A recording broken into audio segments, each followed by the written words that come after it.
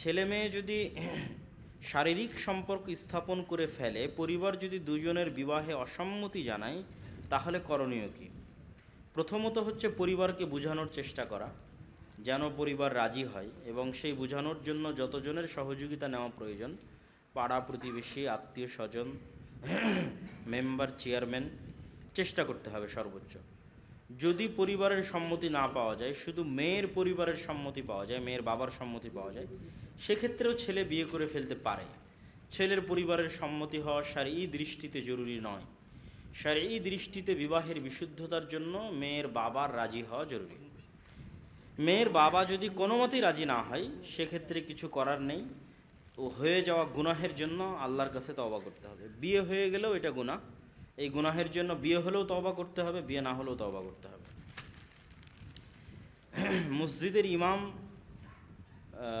মসজিদের ইমাম যদি পর্নোগ্রাফিতে আসক্ত থাকে, তাহলে তার পিছনে কি নামাজ পড়া যাবে?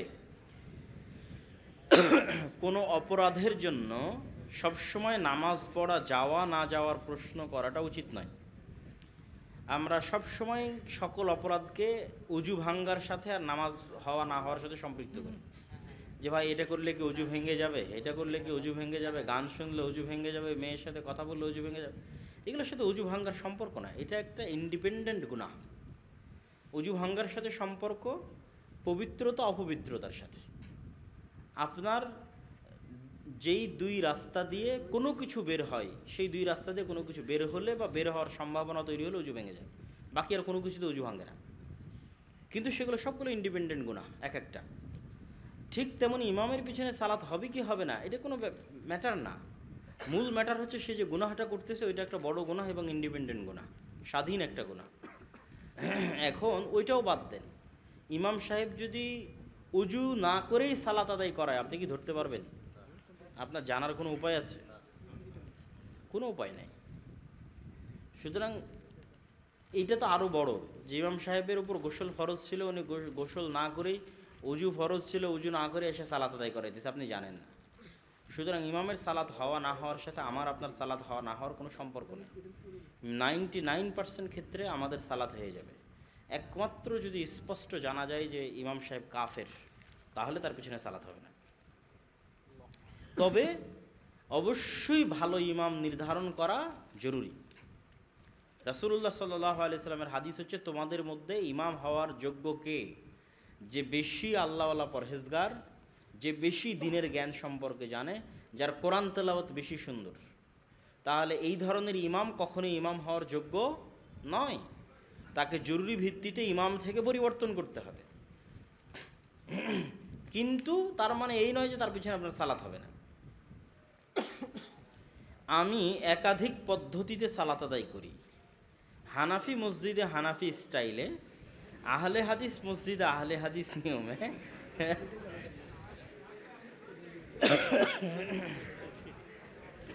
আমার নামাজে কোনো সমস্যা হবে কিনা?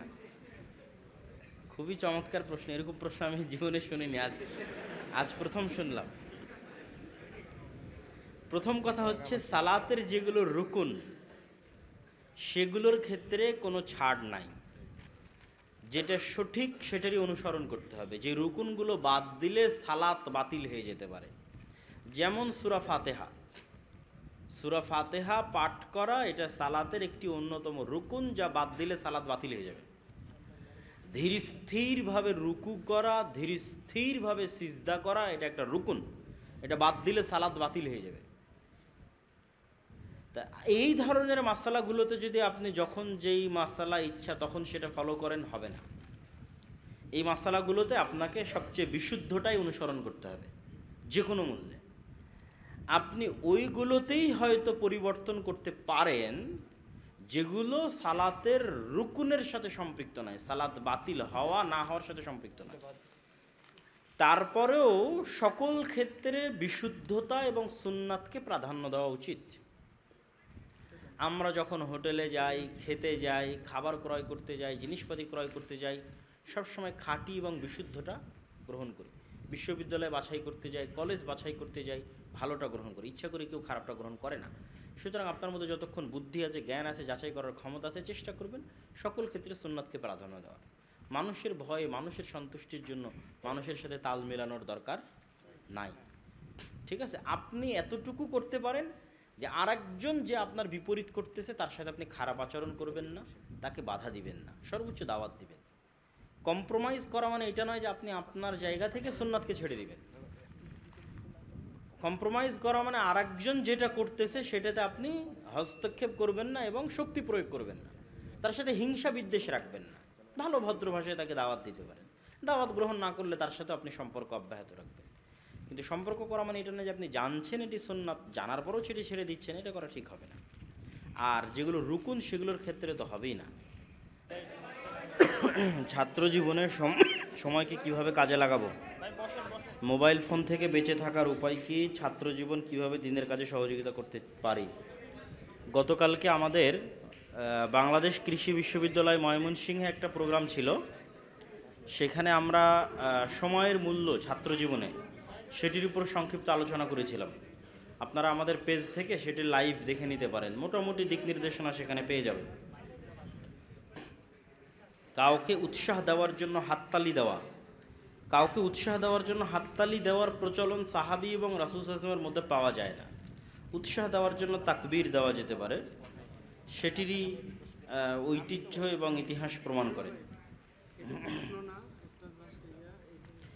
ফেসবুকে, ইউটিউবে ভিডিও দেখার সময় অনেক নারীদের ছবি আসে, ওই সমস্ত চ্যানেলগুলোকে সাবস্ক্রাইব করবেন যারা অ্যাডসেন্স মুক্ত। যদি কোনো মতেই সম্ভব না হয় সেক্ষেত্রে অবশ্যই দৃষ্টির হেফাজত করতে হবে। আসা মাত্রই চোখ সরিয়ে নেওয়ার বা চক্ষু দৃষ্টি নিচু করার চেষ্টা করতে হবে এবং স্কিপ করার যখন সময় আসবে তখন স্কিপ করতে হবে। অথবা কিছু অ্যাপস পাওয়া যায় যেগুলো ইনস্টল করা থাকলে অ্যাড শো করে না, সেই অ্যাপসগুলো ইউজ করতে পারেন। কোনো দলকে সাপোর্ট না করে শুধু বিনোদনের জন্য ফুটবল ক্রিকেট খেলা দেখা যাবে কি? এটাও সময় নষ্ট এবং যেহেতু খেলাটা জুয়া সেহেতু এটা দেখাও গুনাহের অন্তর্ভুক্ত হবে। ওয়ালা তাআউনু আলাল ইসমি ওয়াল উদওয়ান, তোমরা গুনাহের কাজে পরস্পরকে সহযোগিতা করিও না। আলিয়া মাদ্রাসায় চাকরি করা যাবে কি? স্বাভাবিকভাবে যে কোনো সরকারি চাকরি যখন সরাসরি সেটি হারামের সাথে সম্পৃক্ত না হয় হালাল। বাকি ওই চাকরির মধ্যে মেইন চাকরিটা হালাল হলেও চাকরির মধ্যে যখন বিভিন্ন কিছু থাকে সেগুলো থেকে নিজেকে হেফাজত করার চেষ্টা করতে হবে, যে হারাম জিনিসগুলো থাকে সেগুলো থেকে দূরে থাকার চেষ্টা করতে হবে।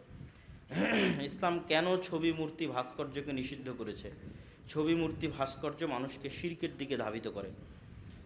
শেখ, আমার জিজ্ঞাসা হচ্ছে, হারাম উপার্জনকারীর বাড়িতে খাওয়া দাওয়া ও তার দেওয়া কোনো উপহার গ্রহণ করা যাবে কি? যদি স্পষ্টভাবে জানা যায় যে তার ইনকাম পরিপূর্ণরূপে হারাম তাহলে অবশ্যই যাবে না। শীতের দিনে যে কোনো মোজার উপর মাসেহ করা যাবে কি? জি, যে কোনো মোজার উপর যাবে, চামড়ার মোজা হওয়া জরুরি নয়। কোনো দেশের রাষ্ট্রপ্রধানের অন্যায়ের প্রতিবাদ করতে ইসলামের কোনো নিষেধাজ্ঞা আছে কি? এবং সরকারের সমালোচনা করা গীবত হবে কি? সরকার যদি ইসলাম বিরোধী কোনো কাজ করে এবং সেটির যদি ফতোয়ার সাথে কোনো সম্পৃক্ততা থাকে তাহলে অবশ্যই সেটি প্রকাশ্যে মানুষকে জানাতে হবে।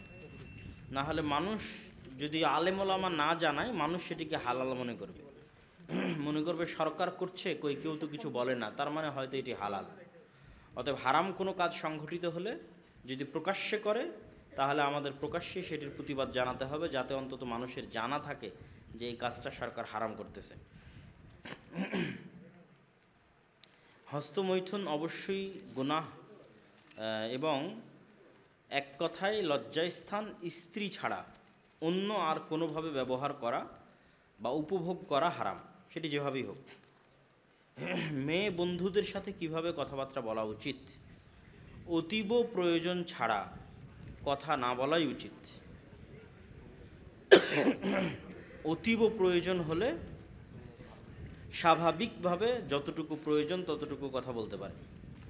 পড়ালেখা বা জীবিকার জন্য বাবা মাকে রেখে বেশি দিন বাহিরে থাকতে পারি না, এখন কি করা দরকার? যদি বাবা মায়ের সাথে আর কোনো ভাই বা আর কোনো বোন থাকে সেক্ষেত্রে ধৈর্য ধরার চেষ্টা করবেন, একটু তো কষ্ট হবেই। আর যদি বাবা মায়েরই কষ্ট হয়, বাবা মায়ের সাথে কেউ না থাকে, বাবা মা অসুস্থ হয়, তাদের সাথে থাকা প্রয়োজন হয়, তাহলে বাবা মাকেই গুরুত্ব দিতে হবে। আমার জন্মের পূর্বে আমার মা ও বাবা মানত করেছিল পুত্র সন্তান হলে কোরআনের হাফেজ বানাবে। বাট আমাকে মাদ্রাসায় দেওয়া হয়নি, তখন আমার বয়স এখন আমার বয়স 20 বছর, জেনারেল পড়াশোনা করি, এখন আমার করণীয় কি? প্রথমত মানত পূরণ করা উচিত। মানত পূরণ করা সম্ভব না হলে মানতের একটা কাফফারা আছে, যেটা কসমেরও কাফফারা, সেই কাফফারা দিয়ে দিবেন। আমাদের প্রায় মসজিদে অশুদ্ধ তেলাওয়াতকারী, এক্ষেত্রে করণীয় কি? আমাদের প্রায় মসজিদে অশুদ্ধ তেলাওয়াতকারী, এক্ষেত্রে করণীয় কি? প্রথমত আমি বলেছি ইমাম নির্ধারণের ক্ষেত্রে অবশ্যই যার তেলাওয়াত বিশুদ্ধ তাকে নির্ধারণ করা উচিত। আর যদি না পাওয়া যায় সেক্ষেত্রে মোটামুটি কোরআন তেলাওয়াত পড়তে পারে এরকম ইমামের পেছনেও সালাত হবে। বড় ভুল হয় না, যেই ভুল হলে অর্থ পরিবর্তন হয়ে যেতে পারে, বিকৃত হয়ে যেতে পারে, এই রকম বড় ধরনের ভুল না হওয়া পর্যন্ত সালাত আদায় করা যায়। আর যদি বড় ভুল হয় তথা 100%-এ 50%-এর কম বিশুদ্ধ, তাহলে তার পিছনে সালাত আদায় না করাই উচিত। তার পিছনে সালাত আদায় করলে তার সালাত হওয়া এবং আমাদের সালাত হওয়া প্রশ্নবিদ্ধ হয়ে যাবে। বর্তমান সময়ে মানুষ মাযহাব কিংবা হাদিসের ক্ষেত্রে সহি ও দুর্বলের কথা বলে। মানুষ হাজারো দলে বিভক্ত হয়ে আছে। এই হাজারো দলের মানুষদের এক কাতারে নিয়ে আসার জন্য আমাদের পদক্ষেপ কি হওয়া উচিত? প্রথমত, সকল মুসলমান এক কাতারেই আছে, 90% মুসলমান এক কাতারেই আছে। কেননা 90% মুসলমানের 90% আমল এবং আকিদা এক। যেগুলোতে মতভেদ সেগুলো 10%। 5 ওয়াক্ত সালাত আদায় করতে হবে, মাগরিব 3 ওয়াক্ত হতে হবে, আসর 4 ওয়াক্ত হতে হবে, এটা নিয়ে কোনো মতভেদ নাই। ঠিক আছে? উজু করতে হবে, এটা নিয়ে কোনো মতভেদ নাই। রমজান মাসে 30 দিন সিয়াম পালন করতে হবে, এটা নিয়ে কোনো মতভেদ নাই। জাকাত দিতে হবে, কি পরিমাণ হলে জাকাত দিতে হবে, এটা নিয়ে কোনো মতভেদ নাই। 90% আমল নিয়ে কোনো মতভেদ নেই। মতভেদ আছে 10%। সুতরাং 10%-এর উপর ফোকাস দিয়ে যদি আপনি বলেন মুসলমানেরা আলাদা, এটা ভুল কথা। মুসলমানদের রব এক, কিতাব এক, ইলাহ এক, নবী এক, অবশ্যই তারা একতাবদ্ধ এবং 90% মুসলমান একতাবদ্ধ। একদম যারা ভ্রান্ত বাতিল ফিরকা, যেমন শিয়া, রাফেজি, যাদের সাথে আমাদের আকিদার দ্বন্দ্বটা এমন মৌলিক দ্বন্দ্ব যেটা মেনে নেওয়া সম্ভব নয়। তারপরে হচ্ছে জাবারিয়া, কাদারিয়া, মুতাজিলা, খারিজি, এই ধরনের সম্পূর্ণ বাতিল ফিরকা, যেমন আমাদের যুগের কাদিয়ানি, হিজবুত তাওহীদ, এই ধরনের সম্পূর্ণ বাতিল ফিরকাগুলোকে মুসলমানদের কাতারে অন্তর্ভুক্ত করাই উচিত নয়। আর যারা মোটামুটি মুসলমানদের কাতারে অন্তর্ভুক্ত আছে তাদের মধ্যে তেমন একটা মতভেদ নাই। যা মতভেদ আছে এতটুকু মতভেদ থাকবেই, সাহাবীদের যুগেও ছিল, ভবিষ্যতেও থাকবে। বাবা বেঁচে থাকা অবস্থায় তার যদি অশ্লীলতায় মগ্ন থাকে, সেক্ষেত্রে ছেলে কি দায়িত্বের কাতারে পড়বে? বাবা বেঁচে থাকা অবস্থায় তার মা যদি অশ্লীলতায় মগ্ন থাকে, সেক্ষেত্রে ছেলে কি দায়ুসের কাতারে পড়বে? ছেলের সক্ষমতা অনুযায়ী দায়ুসের কাতারে পড়বে। সক্ষমতা না থাকলে পড়বে না। আর যদি সক্ষমতা থাকে, বাবাকে কথা মানানোর, মাকে কথা শোনানোর, সেই অর্থনৈতিক অ্যাবিলিটি, সেই সামাজিক পদমর্যাদা যদি থাকে, অবশ্যই তার উপর দায়িত্ব বর্তাবে। আমাদের মহিলাদের নামাজ সম্পর্কে সংক্ষিপ্ত বিবরণ দিলে মনে হয়। মেয়েরা কি আজকে আছে? কোথায় আছে? আচ্ছা আচ্ছা আচ্ছা।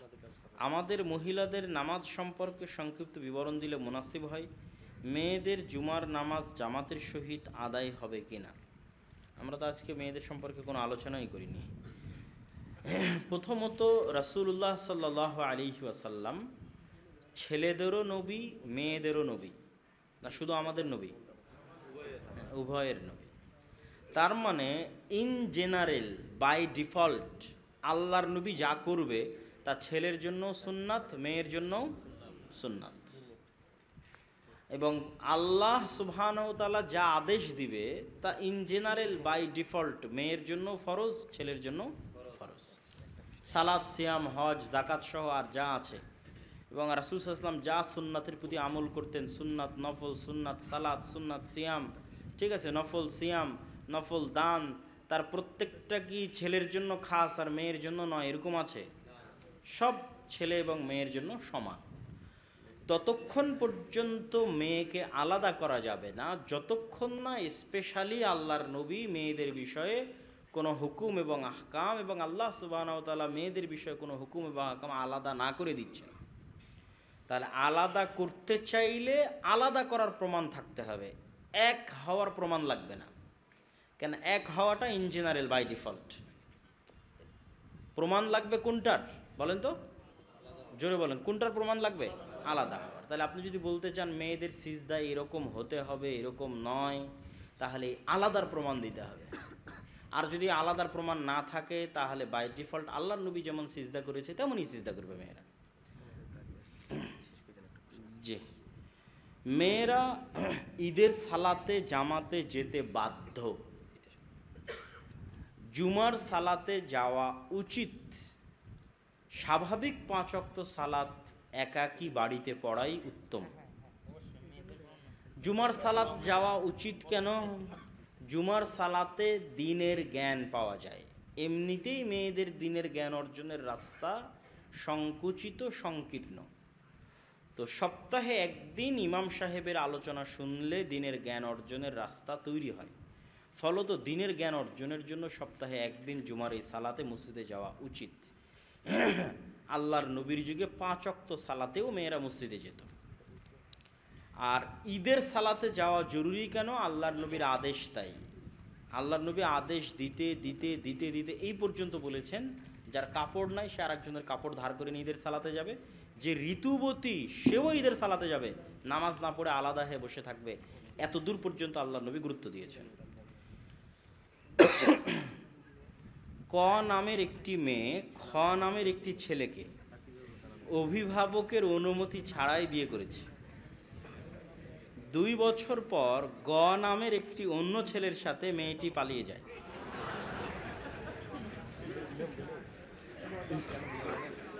ইদ্যত ছাড়াই এমন দ্বিতীয় বিয়ে বৈধ করতে করণীয় কি? আমাদের সমাজে আমাদের নীতি নৈতিকতা এবং চারিত্রিক অবস্থার অধপতনের এটি একটি নমুনা। আল্লাহ সুবহানাহু ওয়া তাআলা আমাদের যুবক এবং যুবতীদের হেফাজত করুক, আল্লাহুম্মা আমিন। প্রথমত, অভিভাবকের অনুমতি ছাড়া যে বিয়ে হয়েছে সেই বিয়ে হয়নি। সেই বিয়ে কি হয়নি? হয়নি। আল্লাহর নবীর হাদিস, আয়েশা রাদিয়াল্লাহু তাআলা আনহা বর্ণিত, যে অভিভাবকের অনুমতি ব্যতীত বিবাহ বাতিল বাতিল বাতিল। তাহলে যেহেতু বিবাহ হয়নি সেহেতু তালাকেরও কোনো প্রয়োজন এখানে নাই। এখন মেয়ে যেই তৃতীয় তথা গ নামের যে ছেলে, দ্বিতীয় যে ছেলের সাথে পালিয়ে গেছে, এই বিবাহটা যদি সে ঠিক রাখতে চায় তাহলে আগের ছেলের সাথে সম্পর্ক ছিন্ন করার কিছু নাই, কেননা ওটা বিবাহ হয়নি, ওটা জেনা হয়েছে। ওই জেনা থেকে আল্লাহর দরবারে ক্ষমা চাইতে হবে। এখন এই ছেলের সাথেও যদি মেয়ে তার পিতার অনুমতি ছাড়াই এখন পর্যন্ত বসবাস কন্টিনিউ করে তাহলে এটিও জেনা। এটিকে হালাল বানাতে চাইলে একটু 1 মিনিট থামেন, কথা শেষ করে দিচ্ছি। 1 মিনিট শেষ করে নি, কথাটা শেষ করে নি। জি জি, আমরা বলে নিচ্ছি, সাইড দিয়ে যাবো ইনশাল্লাহ। মেয়ের পিতার অনুমতি নিয়ে একটু থামুন। যদি কেউ সেমিনার আয়োজন করতে চায় সমস্যা নেই, আমরা একটু পরে কথা বলতেছি। মেয়ের পিতার অনুমতি নিয়ে নতুন করে বিবাহ পড়াতে হবে। 2 জন সাক্ষীর উপস্থিতিতে, মেয়ের পিতার উপস্থিতিতে বিবাহ পড়াতে হবে। যদি মেয়ের পিতা রাজি না হয় এবং মেয়ের পিতা জীবিত থাকে তাহলে এটিও জেনার সম্পর্ক এবং সে জেনার সম্পর্ক কন্টিনিউ করতেছে। দ্রুত ফিরে বাপের বাড়িতে ফেরত চলে আসতে হবে এবং আল্লাহ সুবহানাহু ওয়া তাআলার নিকটে তওবা এবং ইস্তেগফার করতে হবে। আর বাপকে বুঝানোর চেষ্টা করতে হবে, যদি মেয়ে চায়, বাপ রাজি হলে বিবাহ বিশুদ্ধ হবে। নতুন করে এই দ্বিতীয় ছেলের সাথে বিবাহ দিতে হবে। আগের বিয়েও হয়নি, দ্বিতীয় বিয়েও হয়নি। যেহেতু আগের বিয়ে হয়নি সেহেতু তালাকেরও কোনো প্রশ্ন নাই। কয়েকজন আমাদের জামিয়া সালাফিয়ার ভর্তি এবং আমাদের নিবরাস ইন্টারন্যাশনাল স্কুল, এই 2টা ভর্তি সম্পর্কে জানতে চেয়েছেন। জামিয়া সালাফিয়ার ভর্তির জন্য যে কোনো শাখা, দিনাজপুর, রাজশাহী, রূপগঞ্জ